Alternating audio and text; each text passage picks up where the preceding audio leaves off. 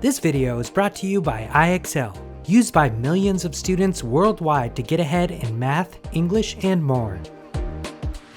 Hello students. In this video we'll be drawing angles with protractors. Let's jump right into it. First, you might be wondering, what is an angle? An angle looks like this. It has two sides and a shared point. How big is this angle? Imagine starting with one side and rotating it until you reach the other side. The further you rotate, the bigger the angle. Angles can be measured and created with a tool called a protractor. Let's try making some angles using a protractor. How does a protractor help me make angles? Well, we use a protractor to know how big to draw our angle. There are a lot of numbers on this protractor. Let me explain how to use them.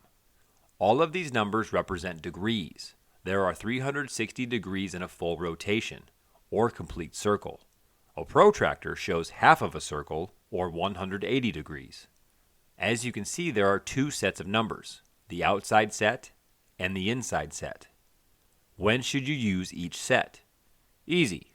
You want to use the outside set of numbers when the first side of your angle starts on the left, since it aligns with the outside zero. Once you start from 0 on the left, you use the outside numbers to create the angle of the size you want. You want to use the inside set of numbers when the first side of your angle starts on the right, since it aligns with the inside 0. Once you start from 0 on the right, you use the inside numbers to create the angle of the size you want. Let's try some examples. Use the protractor to make a 60-degree angle. It looks like the first side of the angle is already on the protractor and pointing to the left. Since the given side starts on the outside 0, we'll use the outside set of numbers. If we follow the numbers, we can see we reach 60 right here. So all we need to do is place the other side of our angle through 60. Make sure the second ray meets up with the first ray at the center of the protractor. And boom, we just made a 60-degree angle. That goes pretty fast. Let's try another one. Use the protractor to make a 100-degree angle. It looks like the first side of the angle is already on the protractor and pointing to the right. Since the given side starts on the inside 0, we'll use the inside set of numbers to make our angle. If we follow the numbers, we can see 100 right here. So let's place the other side of our angle through 100. Nice job. We just made a 100-degree angle. Let's try another angle. Use the protractor to make a 135-degree angle.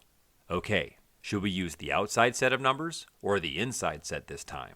It looks like the given side starts on the left, so we'll use the outside set of numbers. We're looking for 135.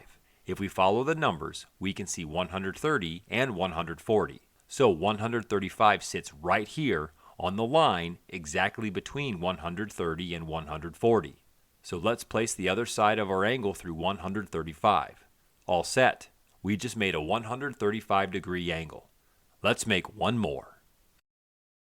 Use the protractor to make a 25-degree angle. Since the given side starts on the inside 0, we'll use the inside set of numbers to make our angle. If we follow the numbers, we can see 25 sits right here between 20 and 30. So let's place the other side of our angle through 25. Way to go. We just made a 25-degree angle. That's it, students. Nice job with making these angles. Make sure you use the correct set of numbers to measure your angles, and you'll build them in no time. Good luck. Head over to IXL.com for more practice on this skill and thousands more videos in math and language arts.